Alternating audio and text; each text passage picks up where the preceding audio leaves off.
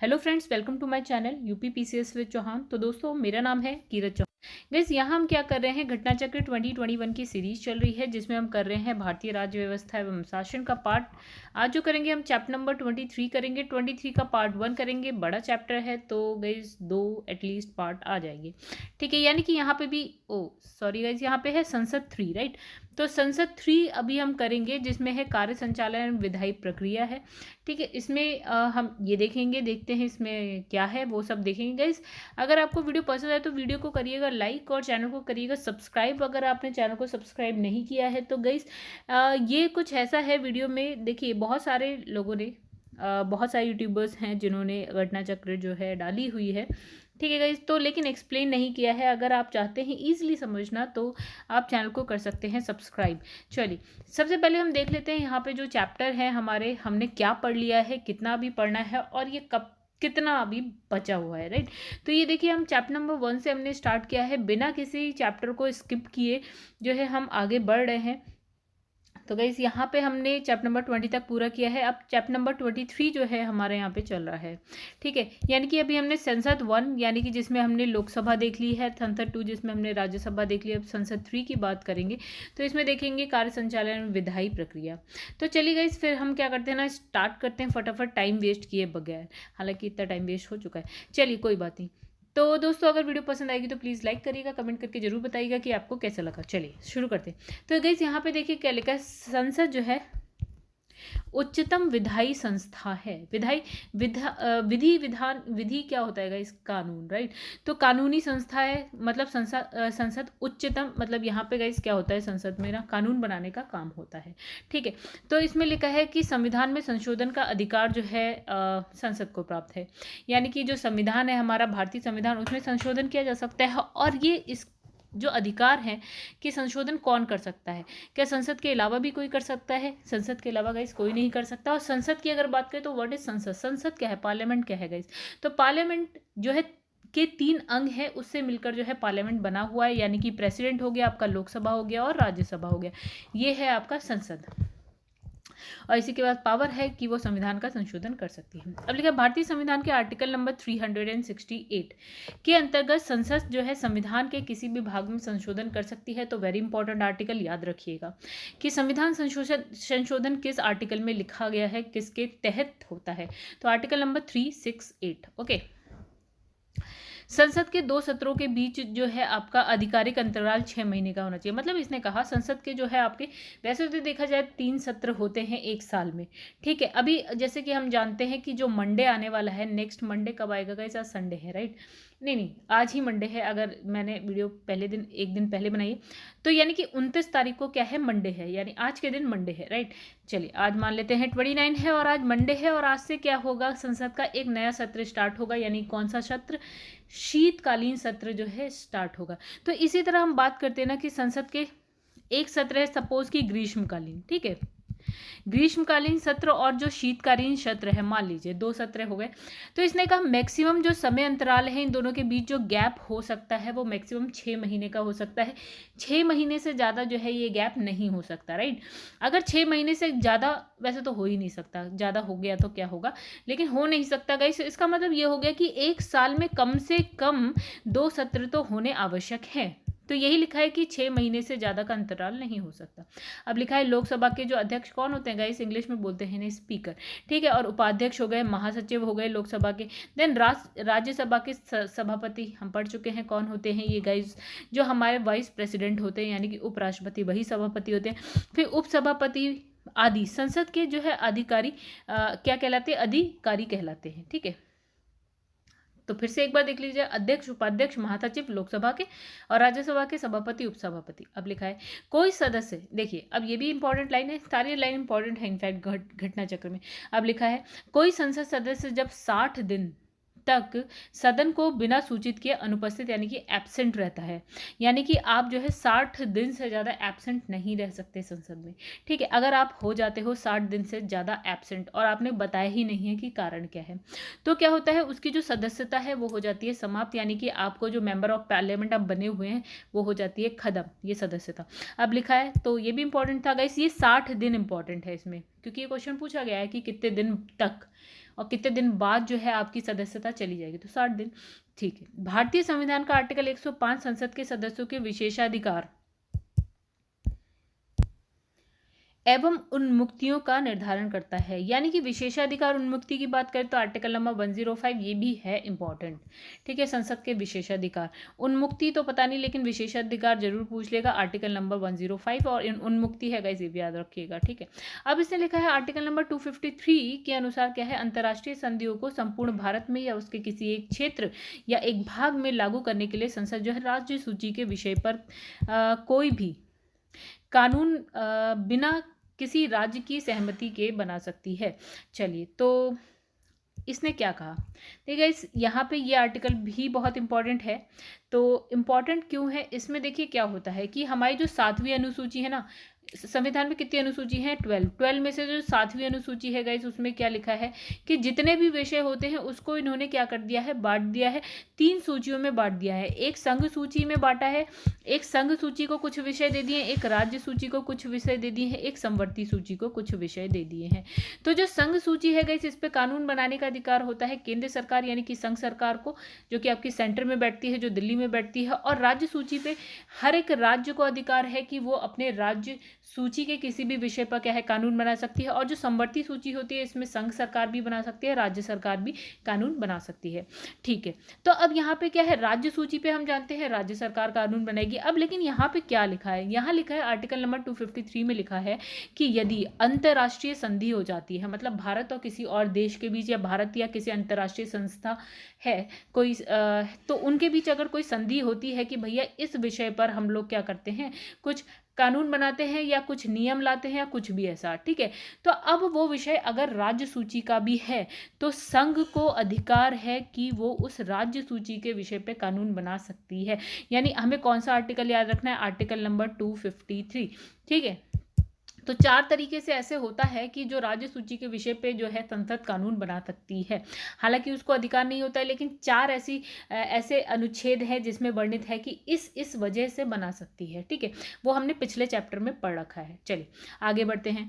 तो I hope आप लोग को ये आर्टिकल नंबर 253 याद समझ में आया होगा। अब लिखा है अंतर्राष्ट्रीय समझौतों को प्रभावी बनाने के लिए संसद जो है राज्य सूची के विषय पर कानून बना सकती है। यानी कोई अंतर्राष्ट्रीय समझौता हो गया है तो वो भारत और किसी देश या भारत और किसी संस्था के बीच में होगा अंतर्राष्ट्रीय। अब इसमें हम राज्य को तो कहें भैया ये राज्य की बात है, भैया राज्य को इन्वॉल्व करें, क्यों करें गाइस, हम पूरे भारत को एक लेके चलेंगे। अगर अंतर्राष्ट्रीय स्तर पर हम बात करेंगे तो हम उत्तर प्रदेश, मध्य प्रदेश और बिहार लेके नहीं चलेंगे, हम भारत लेके चलेंगे। ठीक है, तो अब भारत को अधिकार है, मतलब कि संघ सरकार को अधिकार है। अब लिखा है संसद का जो सदस्य यानी कि जो स्पीकर है किसी सदस्य को बोलने से रोककर अन्य को बोलने के लिए कह सकता है। मतलब स्पीकर के पास पावर है, अगर कोई सदस्य बोल रहा है आपका पार्लियामेंट में तो कहेगा भैया आप रहने दीजिए, अब बस बहुत हो गया। अब वो कहेगा कि किसी और से कह देगा भाई आप स्टार्ट हो जाइए, आप बोल सकते हैं। ठीक है, तो ये जो है बैठ जाना, ठीक है, यानी कि यील्डिंग द फ्लोर कहा जाता है। तो इंपॉर्टेंट, बैठ जाना क्या होता है कि जो स्पीकर है कह दे भैया आप बैठ जाओ, बस हो गया बहुत, आप स्टार्ट करो, किसी और से कह दे। ठीक है, अब लिखा है संसद के किसी सदस्य द्वारा वह जिस दल से चुनकर आया है उसका त्याग कर दूसरे दल में शामिल होना। क्या इसमें लिखा है पक्ष त्याग, यानी कि क्रॉसिंग द फ्लोर कहा जाता है।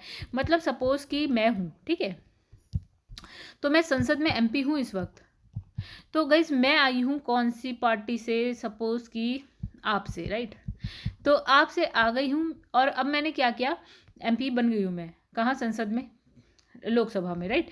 तो लोकसभा में मैं MP बन गई हूँ। अब मैंने क्या किया, अपनी पार्टी को त्याग दिया और मैं कहाँ पहुँच गई, BJP में। आजकल ये बहुत देखा जा रहा है गाइस। ठीक है, तो मैं भी चली गई BJP में। तो अब क्या होता है, इसको हम बोलते हैं, क्या बोलते हैं गाइस, ये है पक्ष त्याग, यानी कि क्रॉसिंग द फ्लोर कहा जाता है। ठीक है, हालांकि इतना आसान नहीं है ये करना, तो आपको आपकी सदस्यता भी जा सकती है। चलिए आगे बढ़ते हैं। शून्य काल क्या होता है, यानी कि 0 आवर, ये आपने बहुत ज़्यादा सुना होगा। ठीक है, तो इसको याद कैसे रखेंगे ये भी हम बताएंगे। अब लिखा है भारत की संसदीय व्यवस्था की देन है, मतलब जो भारत की संसदीय व्यवस्था है उसने दिया है शून्यकाल। अब लिखा है यह जो है अधिकतम 1 घंटे का होता है, राइट। लोकसभा में इसका समय प्रश्नकाल के बाद यानी कि दोपहर 12 बजे से 1 बजे तक का होता है। तो इसका मतलब प्रश्नकाल कितने बजे हुआ, 11 बजे से 12 बजे तक का होगा, AM, राइट। ये तो हो जाएगा PM गाइस। मतलब जो प्रश्नकाल है वो आपका 11 AM से 12 PM तक हो जाएगा, राइट। और जो 12 PM से 1 PM तक क्या रहेगा गाइस, ये रहेगा आपका शून्यकाल। तो ये हो गया शून्यकाल गाइस। जैसे हम 12 को कभी, वैसे तो हम 24 आवर, जब 24 बजता है तो 24 को हम क्या कहते हैं गाइस, 12 बज रहे हैं शाम के, रात के, या फिर हम ऐसे लिख देते ना 0:00, ऐसे ही तो आता है टाइम। तो ऐसे करके आप याद रख सकते हैं 12 को 0:00 से, यानी कि 0 आवर कह लीजिए इसको। ठीक है, आगे बढ़ते हैं। तो शून्यकाल कब होता है, 12 बजे से 1 बजे तक, लेकिन ये दोपहर के 12 बजे हैं, अब रात के नहीं। ठीक है, अब इसमें लिखा है आर्टिकल नंबर 109(1) के अनुसार धन विधेयक लोकसभा में पूरा स्थापित किया जाता है और राज्यसभा में नहीं। इसका मतलब ये हुआ गाइस, क्या होता है, सपोज कि धन विधेयक आया है, मनी बिल, राइट। सामान्य विधेयक होता है, एक धन विधेयक होता है। तो धन विधेयक की यहाँ पे बात हो रही है, तो यहाँ पे 2 सदन होते हैं, राइट। एक होता है लोकसभा, एक होता है राज्यसभा। तो धन विधेयक के लिए याद रखिए कि इसको जो है पुनः स्थापित किया जाता है सिर्फ और सिर्फ लोकसभा में, राज्यसभा में नहीं किया जाता। पुनः स्थापित का मतलब क्या हो गया कि गाइस, पहले तो इस पे जो अनुमति दे देगा प्रेसिडेंट की सहमति के साथ ही ये लोकसभा में प्रस्तुत होता है। प्रेसिडेंट से पूछे बिना तो नहीं होता है, राइट। तो प्रेसिडेंट से पहले पूछ लिया जाएगा कि भैया ये हमारा धन विधेयक है, ठीक ठाक है तो बता दो। तो प्रेसिडेंट कहते हैं ठीक है भाई, आप प्रस्तुत करिए लोकसभा में। तो ये हो गया लोकसभा में प्रस्तुत, ठीक है। तो कहाँ नहीं होता है गाइस, कहाँ नहीं होता है, तो कहाँ नहीं होता है, राज्यसभा में नहीं होता है। कहाँ नहीं होता, राज्यसभा में नहीं होता है, प्रस्तुत नहीं होता है। ठीक है, अब लिखा है कोई विधेयक जिसमें केवल जो है व्यय लिखित है, ठीक है, और आर्टिकल 110 यानी कि धन विधेयक में विनिर्दिष्ट कोई विषय उसमें सम्मिलित नहीं है, तो उसे संसद के किसी भी सदन में जो है प्रारंभ किया जा सकता है और इसे जो है साधारण विधेयक के तहत पेश किया जाता है। यानी कि गाइस, अगर जिसमें धन से रिलेटेड कुछ नहीं है, मतलब कोई एक बिल है यानी कि एक विधेयक है, इसमें धन से रिलेटेड ऐसा कुछ भी नहीं है, व्यय केवल व्यय है, व्यय तो है, ठीक है, लेकिन जो 110 में जो है आपका धन विधेयक ले है, तो इसमें 110 से रिलेटेड अगर कुछ भी नहीं है, ठीक है, तो उसको हम क्या बोलते हैं, उसको हम बोलते हैं साधारण विधेयक, राइट। तो गाइस, ये 109 में धन विधेयक में क्या क्या होना चाहिए वो नहीं है, इसमें सिर्फ ये कहा है कि भैया आप इसको लोकसभा में प्रस्तुत कर सकते हैं, राज्यसभा में नहीं। और 110 में लिखा होगा कि धन विधेयक में कौन कौन से विषय हो सकते हैं। तो इसने कहा जो 110 आर्टिकल 110 में जो जो चीजें नहीं है, मतलब धन विधेयक में जो जो चीजें नहीं आनी है, जो जो विषय नहीं होने हैं, तो उन विषयों पे अगर आपका बिल आता है तो उसको हम बोलते हैं साधारण विधेयक। और इसने कहा साधारण विधेयक को आप चाहे लोकसभा में प्रस्तुत कर लो पहले या चाहे राज्यसभा में प्रस्तुत कर लो पहले, कोई फर्क नहीं पड़ता, लेकिन धन विधेयक को आप सिर्फ यहाँ प्रस्तुत कर सकते हैं और यहाँ तो ये प्रस्तुत होगा ही नहीं। हालांकि चर्चा के लिए आगे जरूर जाएगा राज्यसभा में, लेकिन अगर हम फर्स्ट प्रस्तुत करने की बात करें कि पहले कहाँ आएगा, तो वो सिर्फ और सिर्फ लोकसभा में आएगा, राज्यसभा से इसको कोई मतलब नहीं है। ठीक है, ये हम थोड़ा सा देख भी चुके हैं। चलिए आगे भी धन विधेयक है और हम समझते हैं।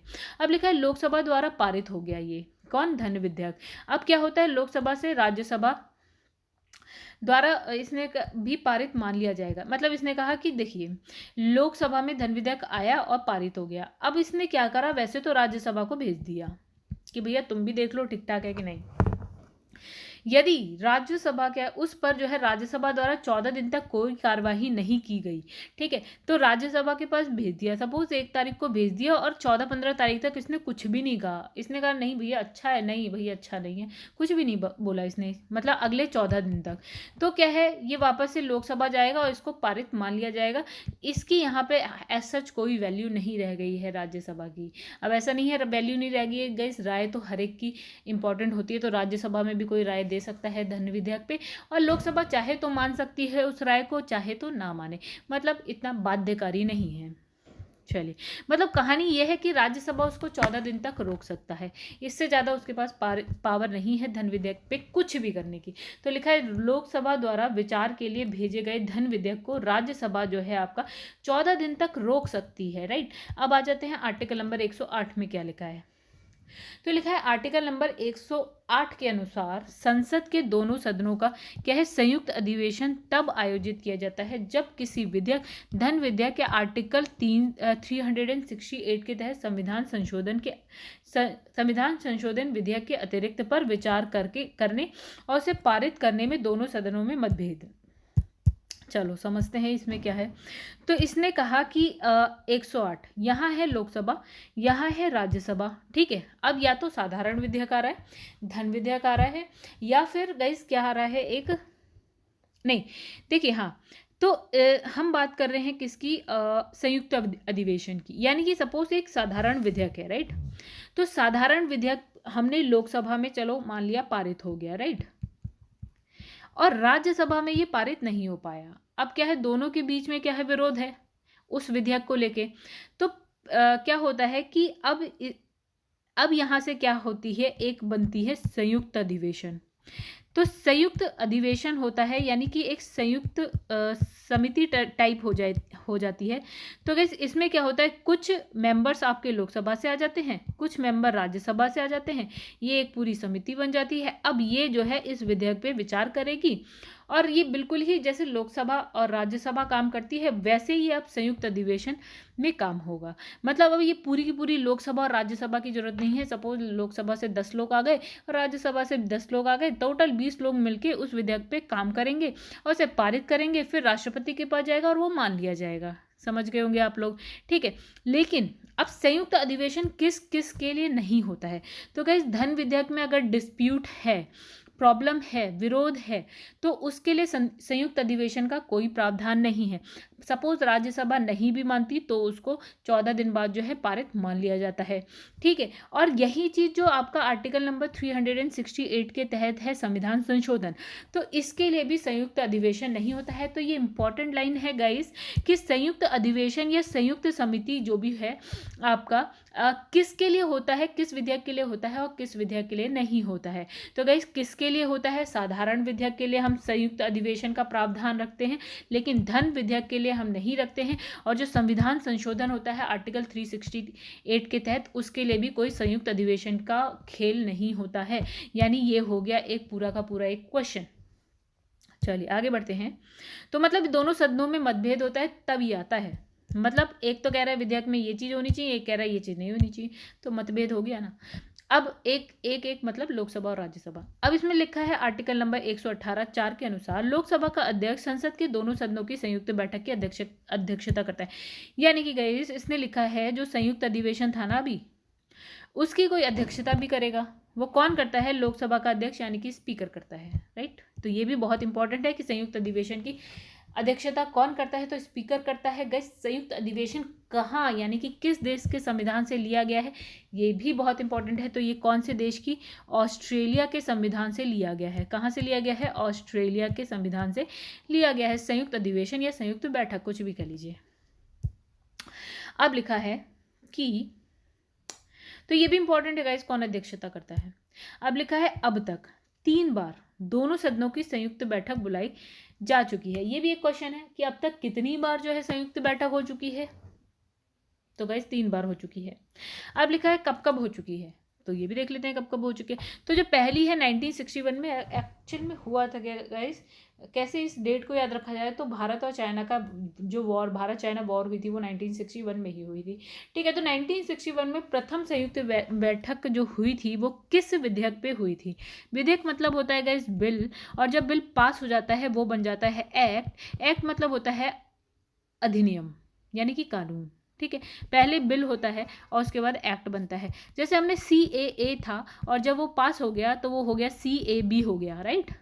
यानी कि सिटीजन अमेंडमेंट।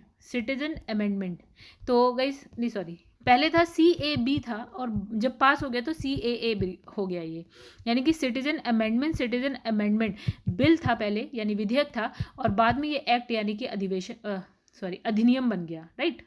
एक्ट मतलब कानून बन गया ये, ठीक है। पहले तो बिल ही होता है फिर कानून बन जाता है। तो बहुत लोगों को दोस्तों अभी तक ये भी नहीं पता होता, तो गाइस आज आपको पता चल गया। तो देखिए पहले हम किस विधेयक पे आपका संयुक्त बैठक आई, 1961, इंडिया चाइना वॉर इसी वक्त हुई थी, ठीक है, तो इससे ये याद रखिएगा। कौन सा दहेज निरोधक विधेयक पहला, जब आपका संयुक्त बैठक हुई। दूसरा 1978 में क्या हुआ था गाइस, तो हुआ होगा कुछ कुछ तो हुआ ही होगा गाइस। तो इसमें क्या है, द्वितीय जो सेकंड आपका संयुक्त बैठक हुई, और ये किस वजह से हुई थी, बैंक सेवा आयोग निरसन विधेयक, ठीक है, बैंक सेवा आयोग। और फिर उसके बाद 2002 में हुई थी। तो वैसे यहाँ पे भी कुछ तो हुआ ही होगा। थर्ड हुई थी यहाँ पे क्या, पेटा के लिए, सॉरी पोटा के लिए।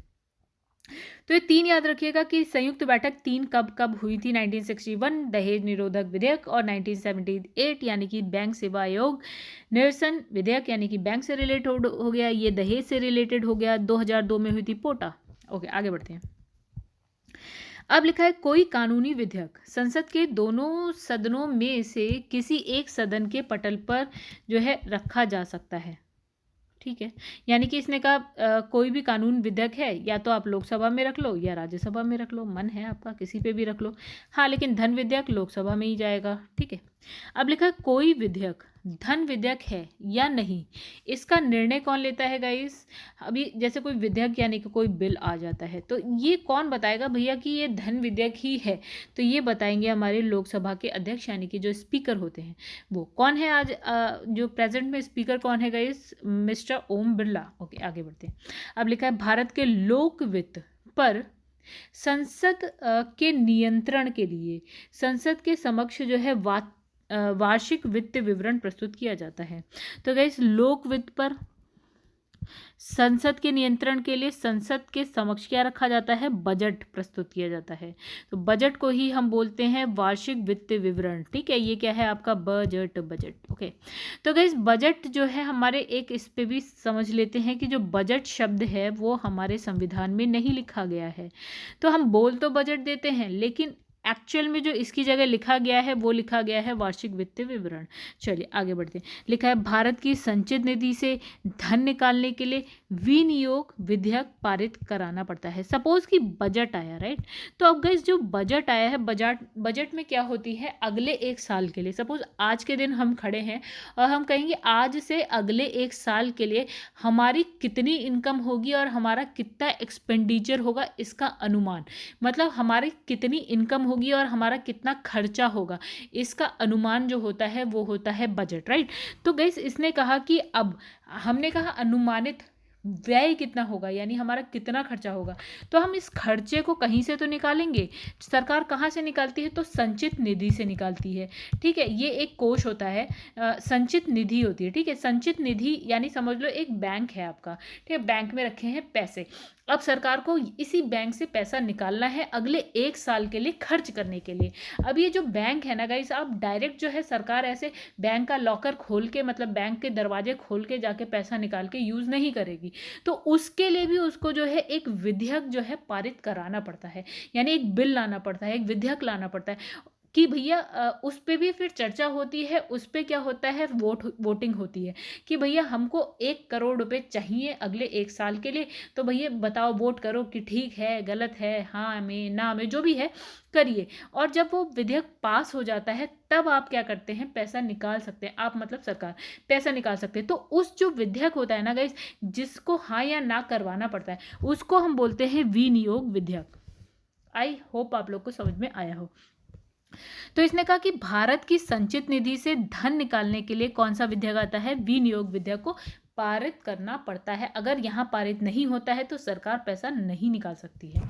चलिए आगे बढ़ते हैं। तो इसमें लिखा है संविधान के आर्टिकल 116 के अनुसार विनियोग विधेयक के पारित न होने की स्थिति में जब संघ सरकार को धन की आवश्यकता होती है तो लोकसभा को लेखानुदान के माध्यम से निश्चित अवधि के लिए भारतीय संचित निधि से अग्रिम निधि प्रदान करने की शक्ति प्राप्त होती है। इसने कहा कि भैया अगर ये विनियोग विधेयक पारित नहीं होता है अभी, सपोज, ठीक है, अब सरकार को तो पैसा चाहिए, मान लीजिए अगले एक ही महीने की अगर हम बात कर लें, तो एक महीने के लिए अगर सरकार को पैसा चाहिए तो कहाँ से पैसा आएगा, निकलेगा तो यहीं से संचित निधि के लिए एक महीने के लिए जितना खर्चा आएगा वो पैसा निकाल देते हैं गाइस, उसको बोलते हैं लेखानुदान, राइट। अभी हमने पूरे एक साल की बात नहीं करी, उसके लिए तो आपको विनियोग विधेयक ही पारित कराना पड़ेगा। सपोज कि अभी पारित नहीं हुआ और एक महीने के लिए अगर हमको पैसा चाहिए, मतलब ये तो मैं कह रही हूँ एक महीना, मतलब अगले कुछ दिन के लिए अगर आपको पैसा चाहिए तो आप क्या करते हैं, लेखानुदान। देखिए, लेखानुदान में ही थोड़ा सा अनुदान जैसा है, मतलब आप थोड़ा सा मांग ले रहे हो पैसा, यार थोड़े दिन के लिए काम चलाने के लिए पैसा दे दो, बाकी तो हम विधेयक पारित करा ही लेंगे, उसके बाद हमें पैसा मिल ही जाएगा, थोड़े दिन के लिए बस कुछ हेल्प कर दो कर। तो ये देखिए, लेखानुदान में ही अनुदान है। अनुदान का मतलब दान, लेखानुदान, अनुदान, दान, दान दे दो भाई थोड़ा सा। चलिए, तो दे दिया हमने। अब आगे बढ़ते हैं। अब इसने कहा कि भारतीय संसद का जो सचिवालय है सरकार से स्वतंत्र होता है, यानी कि जो देखिए सचिवालय भी होता है ना गाइस संसद में, तो ये जो सरकार होती है वो इस पर ज़्यादा वो कुछ नहीं कर सकती, हाथ पैर मार सकती है, ये इससे स्वतंत्र होती है, सरकार ज़्यादा इस पर हाथ पैर नहीं मार सकती। ठीक है, तो सचिवालय स्वतंत्र काम करता है। अब लिखा है भारतीय संसद जो है भारतीय संसद संसदीय समितियों के माध्यम से जो है प्रशासन पर नियंत्रण करती है। तो गाइस जो हमारे यहाँ है, तो हमारे यहाँ क्या होती है, कुछ समितियाँ होती हैं, इसको हम बोलते हैं संसदीय, गैर संसदीय भी होती है, संसदीय समिति की बात हो रही है। तो इसके माध्यम से क्या होता है, नियंत्रण होता है किस पे, प्रशासन पे। किस पे, प्रशासन पे क्या होता है, नियंत्रण होता है, किसके माध्यम से, संसदीय समिति के माध्यम से। बहुत सारी समितियाँ होती हैं, आगे हम पढ़ेंगे। तो चलिए आगे बढ़ते हैं गाइस। तो दोस्तों चलिए करते हैं क्वेश्चन आंसर, प्रश्न कोश शुरू करते हैं हम लोग। गाइस अगर आपको वीडियो पसंद आई हो तो प्लीज़ वीडियो को लाइक करिएगा, कमेंट करके जरूर बताइएगा कि आपको कैसी लगी। ठीक है, आई होप आप लोग को अच्छी लगी होगी। तो यहाँ पे लिखा है, नीचे दी हुई सारणी पर ध्यान दीजिए, भारत की संसद, यहाँ राज्यसभा और लोकसभा दिया है, और इसमें लिखा है कि यहाँ जो एक्स है ना, इस स्थान पर निम्नलिखित में से किसे रखना ठीक होगा। अच्छा, इनमें से किसी को रखना है हमें, ठीक है, ABCD में से। चलिए आइए देखते हैं क्या लिखा है। तो इसने लिखा है कि राज्यसभा, राज्यसभा ये क्या है, 250 से अधिक सदस्य, 12 नाम निर्देशित, और 238 से जो है अधिक राज्य और संघ राज्य क्षेत्र के प्रतिनिधित्व। ठीक है, अभी हम समझेंगे क्या ये कहानी इतनी खतरनाक हिंदी लिखी है। अब इसमें लिखा है कि लोकसभा, लोकसभा में लिखा है 552 से अधिक सदस्य और 530 जो है आपका राज्यों के। ठीक है, और जो 2 हैं आपका, वो आपका है एंग्लो इंडियंस, और जो बचे हुए गए कितने बचे, अब यहाँ पे 20 बच गए। ठीक है, तो यहाँ 20 से रिलेटेड कुछ होगा। देखिए यहाँ ना 552 है टोटल, तो इसमें कहा कि 530 राज्यों से हैं, 2 एंग्लो इंडियन से है, तो बचे 20। तो 20 का क्या हिसाब किताब है, तो गाइस 20 जो है ना वो आपके केंद्र शासित प्रदेश से आते हैं। चलिए देखें, तो यहाँ 20, तो ये हो गया आपका आंसर, यानी कि संघ राज्य क्षेत्र या केंद्र शासित प्रदेश या यूनियन टेरिटरी से 20 से अधिक प्रतिनिधि होते हैं। मतलब इसने ये कहा, आप समझते हैं इसको गाइस, ये जो खतरनाक हिंदी लिखी है, इसने कहा राज्यसभा में टोटल होते हैं 250 सदस्य, लोकसभा में होते हैं 552 सदस्य, राइट। तो राज्यसभा में जो 250 होते हैं, जिसमें से आपके 238 सदस्य जो राज्य और यूनियन टेरिटरीज से आते हैं और जो निर्वाचित होते हैं, और 12 जो है जिसे प्रेसिडेंट जो है मनोनीत करता है। मनोनीत का मतलब होता है जिसका नामांकन करता है, नामांकन का मतलब है नॉमिनेट करता है, यानी कि राष्ट्रपति जो है डायरेक्ट इन्हें उठा के राज्यसभा में बिठा देता है। यानी कि ये कहाँ कहाँ से होते हैं, किन 4 फील्ड से होते हैं, कला से होते हैं, साहित्य से होते हैं, आपका एक समाज सेवा से होते हैं, और एक होते हैं विज्ञान वाली फील्ड से होते हैं। तो 12 सदस्यों को राष्ट्रपति उठा के क्या है राज्यसभा में रख सकता है। अब 552 की बात करते हैं लोकसभा में, तो 552 में से 530 जो सदस्य होते हैं वो आपके राज्यों से होते हैं, और जो आपके 20 होते हैं वो यूनियन टेरिटरी यानी केंद्र शासित प्रदेश लाइक दिल्ली, पुडुचेरी, इन सब से होते हैं, और 2 आपके होते हैं एंग्लो इंडियंस, राइट। तो यहाँ हो गया ये 2, 20 जो था आंसर है, 20 आंसर है जो यूनियन टेरिटरी से होते हैं। अब इस 2 की भी बात कर लेते हैं गाइस। अब इसका प्रावधान कर दिया है खत्म, जो 104वां संविधान संशोधन हुआ है 2019 में, उसके बाद जो है ये एंग्लो इंडियंस वाला हिसाब किताब खत्म कर दिया, जिसे राष्ट्रपति जो है मनोनीत करते थे जब उन्हें लगता था यार एंग्लो इंडियंस का प्रतिनिधित्व जो है आपका लोकसभा में उचित, मतलब ठीक नहीं है, कम है, जो भी है, तो 2 को वो क्या करते हैं, मनोनीत कर सकते थे। तो ये हो गया अब खत्म फिलहाल। तो गाइस ये है आपकी पूरी कहानी, इसको आप ज़रूर पढ़िएगा, बहुत खुशी खुशी पढ़िएगा। देखिए हमने ये वाली बात भी बता दी, तो ठीक है, आगे और इसमें कुछ है। तो बस यही था गाइस कि जो आपके संविधान के प्रारंभ से जो है 70 वर्ष और 25 जनवरी 2020 से आगे ना बढ़ने, कौन सा दो जो एंग्लो इंडियंस है ना बढ़ते हुए जो है निष्प्रभावी कर दिया गया है। जो राष्ट्रपति क्या है, दो एंग्लो इंडियंस को जो करता था, क्या मनोनीत करता था, ये चीज़ खत्म कर दी गई। चलिए, भारतीय संविधान के अनुच्छेद क्या नाम है 87 के अंतर्गत भारत के राष्ट्रपति अभिभाषण देता है। तो इसने लिखा है एक साथ संवेद संसद के दोनों सदनों में। ठीक है, तो राष्ट्रपति एक साथ जो है दोनों सदनों में क्या होता है, अभिभाषण देता है संसद में। ठीक है, तो आर्टिकल नंबर 87 के गाइस ये आर्टिकल याद रखिएगा, अच्छा आर्टिकल है, इंपॉर्टेंट आर्टिकल है, पूछा जाता है। तो पूछा जाता क्या है, बिल्कुल पूछा गया है, तो देखिए पूछा ही गया है। तो भारत का राष्ट्रपति लोकसभा के लिए प्रत्येक जो है साधारण निर्वाचन के पश्चात प्रथम सत्र के आरंभ में और प्रत्येक वर्ष क्या होता है, प्रथम सत्र के आरंभ में एक साथ जो है संवेद संसद के दोनों सदनों में यह अभिभाषण देता है। इसका मतलब क्या हुआ, जब हमारी नई लोकसभा बनती है तो गाइस सबसे पहला सत्र होता है। तो सबसे पहला सत्र होता है तो उस वक्त राष्ट्रपति क्या है, लोकसभा राज्यसभा दोनों का में क्या होता है, एक साथ क्या है, अभिभाषण देता है। या फिर आप ये कह लीजिए कि जब पहली लोकसभा मतलब नई लोकसभा का पहला सत्र होता है। और दूसरी बात यह है कि हर साल जो प्रथम सत्र होता है उसमें भी यही काम होता है। चलिए आगे बढ़ते हैं, आई होप आप लोग को समझ में आ गया होगा। चलिए नेक्स्ट क्वेश्चन पे आते हैं गाइस। तो लिखा है भारत के संविधान में निम्नलिखित में से क्या कथित है। तो इसमें लिखा है राष्ट्रपति संसद के किसी भी सदन का सदस्य नहीं होगा। ठीक है, फिर लिखा है संसद जो है राष्ट्रपति और दो अन्य सदनों से मिलकर बनी होती है। तो कौन से दो सदन गैस होते हैं हमारे पास, लोकसभा और राज्यसभा। तो गैस इसका आंसर देखिए क्या है, इसने कहा आंसर है 1 और 2। तो पहला इसने कहा कि राष्ट्रपति ना संसद लोकसभा का सदस्य होगा ना राज्यसभा का। क्या ऐसा पॉसिबल है? बिल्कुल पॉसिबल। इसका बहुत बड़ा सिंपल उदाहरण अगर हम देखें तो लाइक हम APJ अब्दुल कलाम को देख लेते हैं। ठीक है, वो साइंटिस्ट थे, उसके बाद उन्होंने कोई चुनाव ना लड़के वो लोकसभा राज्यसभा में नहीं पहुंचे थे, लेकिन राष्ट्रपति जरूर थे हमारे। ठीक है, तो ये वाला बिल्कुल सही है। जरूरी नहीं है कि वो लोकसभा या राज्यसभा में से किसी भी एक सदन का सदस्य हो। दूसरा इसने लिखा है जो संसद है क्या वो राष्ट्रपति और दो सदनों से मिलकर बनी होती है, यानी राष्ट्रपति और लोकसभा और राज्यसभा से मिलकर बनी होती है। बिल्कुल सही है गाइस, जो संसद है हमारी लोकसभा, राज्यसभा और राष्ट्रपति से मिलकर बनी होती है। तो ये कहानी भी आप पढ़ लीजिएगा गाइस, इसमें कुछ भी नया नहीं है। राष्ट्रपति संसद का हिस्सा नहीं होता है, संसद का हिस्सा होता है। तो गाइस बिल्कुल राष्ट्रपति संसद का हिस्सा होता है। संसद 3 अंगों से मिलकर बनी होती है, राष्ट्रपति और फिर लोकसभा एंड राज्यसभा। तो बिल्कुल ये वाला आंसर सही है, संसद का हिस्सा होता है। ठीक है, लिखा है भारतीय संसद बनती है। ओके, कैसे बनती है, लोकसभा राज्यसभा और राष्ट्रपति से मिलकर बनती है। तो आंसर हो गया आपका डी। तो गाइस लाइक करिएगा अगर आपको अच्छा लगे तो। ठीक है, नेक्स्ट क्वेश्चन है भारत में संसद मिलकर निर्मित होती है, किस किस से बनती है संसद। तो राष्ट्रपति, लोकसभा, राज्यसभा। तो इसका आंसर भी आप बता सकते हैं। चलिए नेक्स्ट पेज पे आते हैं हम लोग।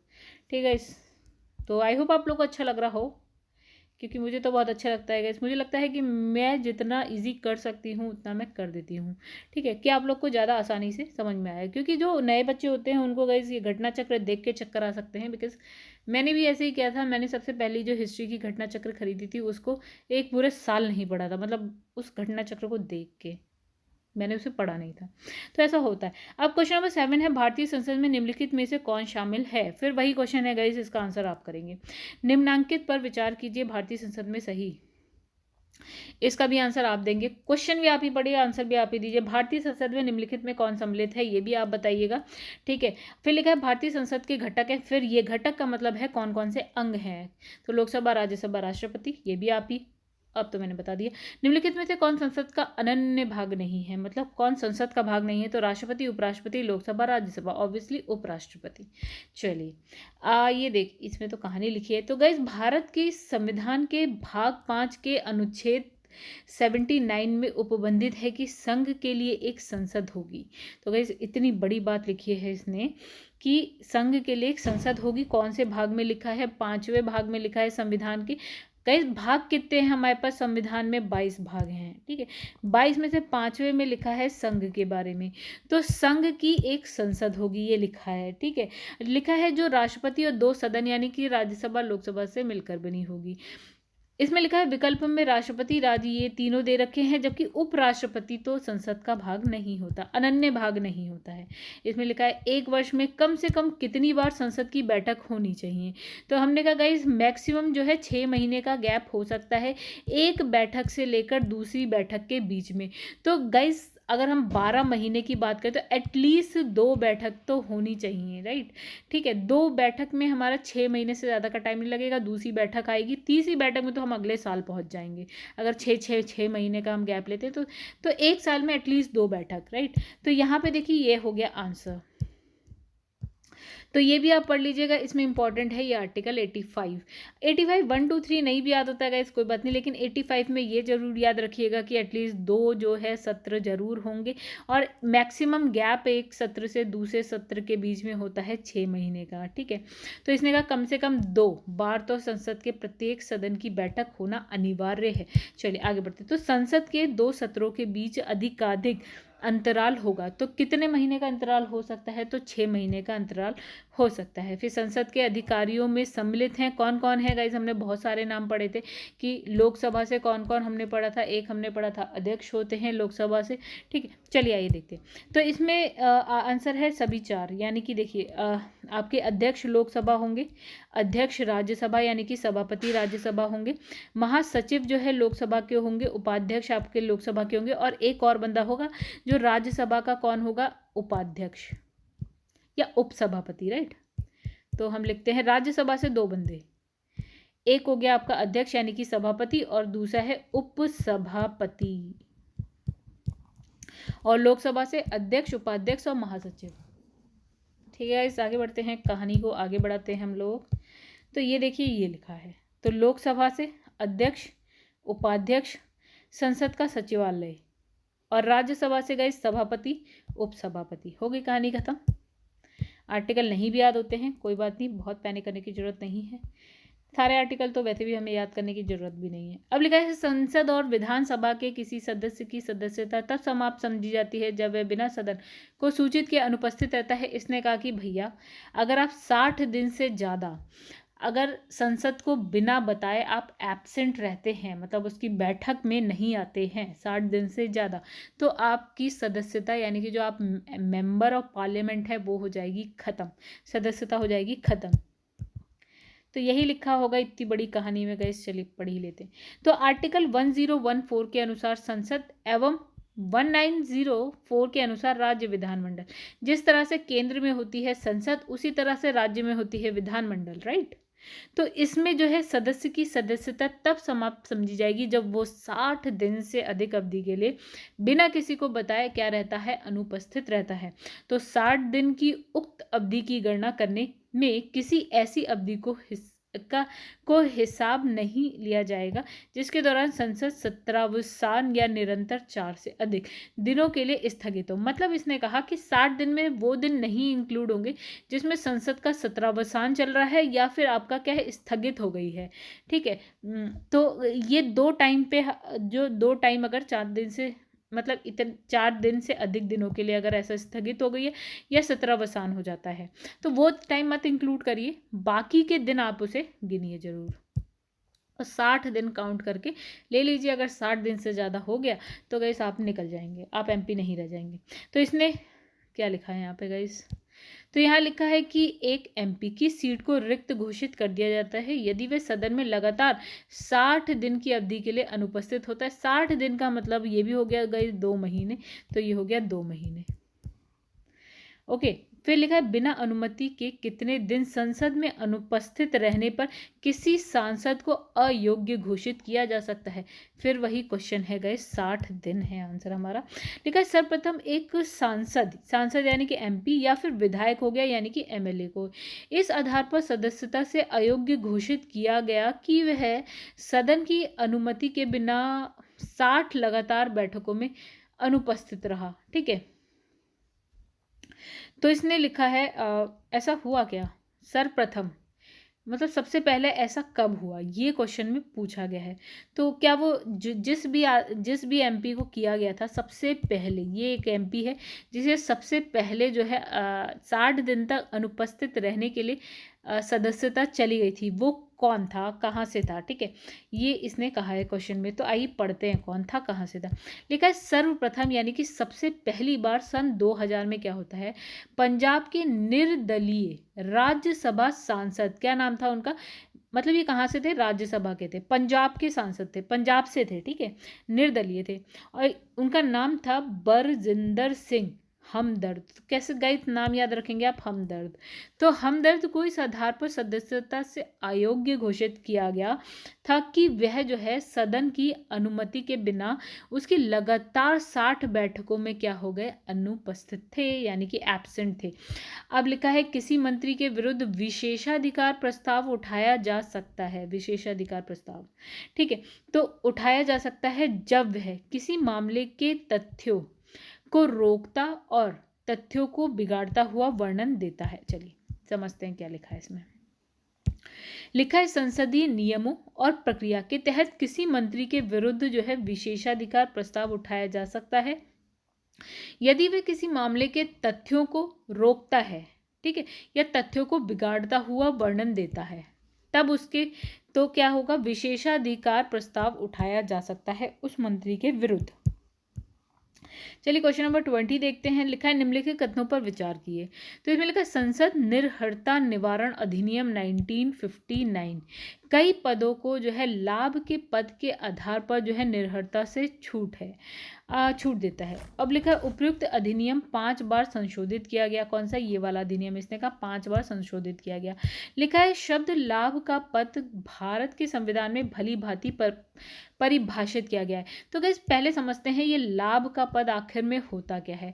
सपोज कि ये हूँ मैं, राइट, तो गाइस मैं क्या है, अब मैंने इलेक्शन लड़ा और मैं जीत के आ गई, कहाँ पे, हाँ, इससे पहले मैं किसी कोई एक ऐसी संस्था है जहाँ पे क्या हूँ, सपोज सीईओ हूँ या एमडी हूँ सपोज, ठीक है, तो मान लेते हैं मैं हूँ सीईओ या किसी कोई एमडी हूँ किसी इंस्टीट्यूशन में, किसी संस्था में, राइट। अब क्या होता है, मैंने इलेक्शन लड़ा, ठीक है, अब मैं क्या हो गई, लोकसभा में क्या बन गई, मेंबर ऑफ पार्लियामेंट, एमपी बन गई, ठीक है, यानी कि क्या बोलते हैं, सांसद। तो मैं सांसद बन गई, ठीक है। अब क्या होगा, मुझे अपना ये जो पद है ना, जिससे मुझे इनकम हो रही है या कुछ भी ऐसा, ठीक है, फायदा हो रहा है, तो मुझे ये पद अपना छोड़ना पड़ेगा। इस पद को बोलते हैं लाभ का पद। यानी कि अगर आप एमपी हैं या एमएलए हैं तो आपको एक ऐसा पद छोड़ना पड़ेगा, आप उस पद पे नहीं होने चाहिए जिससे आपको कहीं से इनकम फायदा कुछ भी हो रहा हो, ठीक है। तो लाभ का पद ये हो गया, ठीक है। तो चलिए आगे बढ़ते हैं। तो यहाँ इसको पढ़ते हैं सीधा, ठीक है, कहानी तो देखिए कितनी बड़ी है। तो इसमें लिखा है संसद